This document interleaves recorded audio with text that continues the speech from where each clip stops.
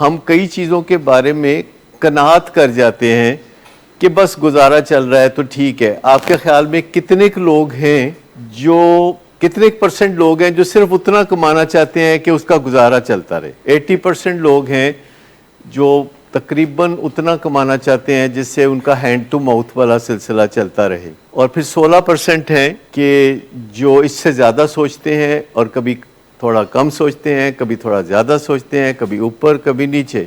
لیکن 4% لوگ ہیں جو بہت دور کی سوچتے ہیں، بہت زیادہ سوچتے ہیں. وہ sky is the limit for them.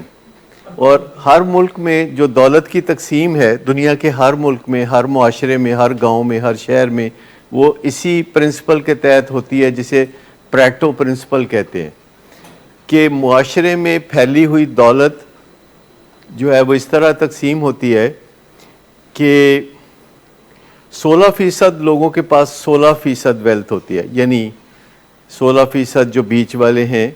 4% لوگوں کے پاس 64% ویلتھ ہوتی ہے، 4% کے پاس. اور 80% کے بعد صرف 20% ویلتھ ہوتی ہے، اور وہ 80% لوگ اس 20% ویلتھ سے گزارا مزارا کر رہے ہوتے ہیں اور مطمئن رہتے ہیں. ان کے ذہن میں خیال ہی نہیں آتا، وہ بہت چھوٹا سوچتے ہیں. زیادہ تر لوگ بہت چھوٹا سمجھتے ہیں، اور یہ قدرت کی خاص مصلحت کے تحت ایسا ہے کیونکہ سب لوگ اگر ایک جیسا سوچے تو یہ دنیا چل نہیں سکتی. یہ دنیا اس صورت میں چلتی ہے جب سب لوگ مختلف انداز سے سوچتے ہیں، اور کچھ لوگ چھوٹا سوچتے ہیں اور کچھ لوگ بڑا سوچتے ہیں. تو دماغ کی جو کنسٹرکشن ہے وہ ایسے کی جاتی ہے کہ کچھ لوگ چھوٹا سوچیں، کچھ لوگ درمیانہ سوچیں، اور کچھ لوگ بہت اعلیٰ سوچیں. ریسورسز ضمنی چیز ہے، اس سے کوئی فرق نہیں پڑتا. دنیا میں زیادہ تر لوگ جو ہائٹس کو ٹچ کرتے ہیں وہ اسکریچ سے چلتے ہیں، ان کے پاس کوئی ریسورسز نہیں ہوتے. زیادہ تر لوگ بغیر ریسورسز کے اسکریچ سے چلتے ہیں اور سامانوں کو چھو لیتے ہیں. لیکن 4% لوگ ہیں، 4% لوگ ہیں جو بہت زیادہ سوچتے ہیں، جن کی سوچیں بڑی ہوتی. معاشرے میں 4% ہیں جن کا دماغ بہت چلتا ہے اور وہ زبردست انجن کے حامل ہوتے ہیں، ان کا دماغ بہت زبردست سوچتا ہے. اور یہ لوگ ہوتے ہیں جن کو بائی پولر کہا جاتا ہے. یہ بائی پولر کا مطلب ہے 2 پول والے، جو صبح شروع ہوتے ہیں کچھ کرنا اور شام کو کچھ کر کے دکھاتے ہیں. صبح کچھ ان کا آئیڈیا ہوتا ہے کہ ڈو سم تھنگ، یہ ڈوئرز ہوتے ہیں، اور شام کو یہ کچھ کر چکے ہوتے ہیں.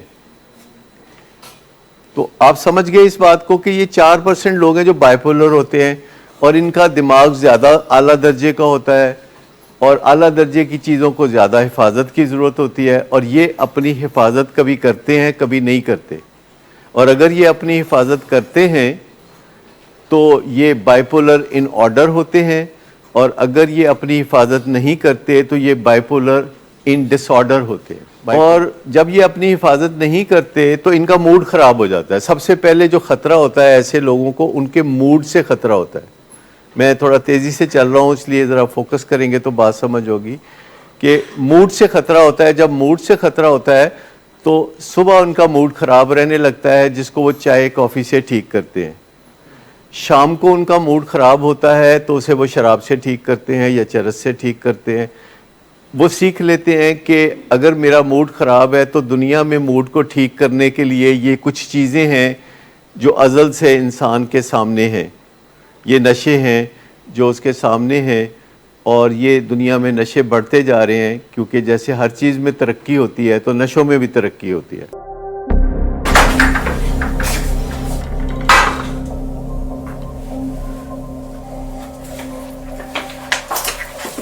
آج پھر کر آئے ہو؟ نہیں تو ان بچوں کا ہی خیال کر لو. بند کرو تم اپنی بکواس. لیکن تم اپنی گھٹیا حرکتوں سے باز مت آنا. تم ہو ہی گھٹیا انسان. تم ہوتی کون ہو مجھے روکنے والی؟ تمہارے باپ کے مال کی پیتا ہوں کیا؟ شراب نوشی کی وجہ کردار کی خرابی نہیں، موڈ کی خرابی ہے. شراب نوشی کبھی بھی نشے کی بیماری میں بدل سکتی ہے. نشے کی بیماری ہر سٹیج پر قابل علاج ہے. مدد حاصل کیجیے کیونکہ وہ ایسا نہیں کرے گا विलिंग वेज से मदद हासिल कीजिए, कहीं से भी मदद हासिल कीजिए, लेकिन फौरी मदद हासिल कीजिए।